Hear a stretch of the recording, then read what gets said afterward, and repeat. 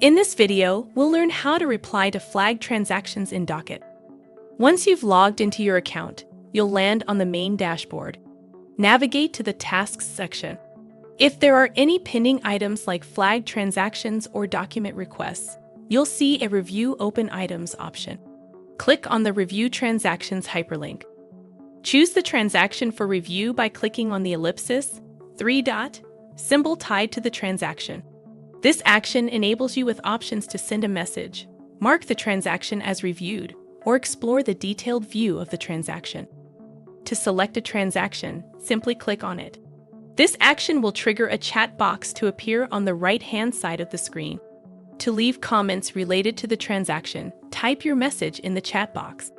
Once you're done, press the Enter key or click the arrow symbol that indicates Send Message to submit your comments. If you need to attach any documents in your chat reply, simply click on the plus icon. Once you've added your comments, proceed by clicking the blue Mark as Reviewed, Review Next button situated at the bottom of the chat window. The flag color will change to green once the transaction is marked as reviewed. Thanks for watching this video. Check out our How to Videos playlist to watch more videos like this.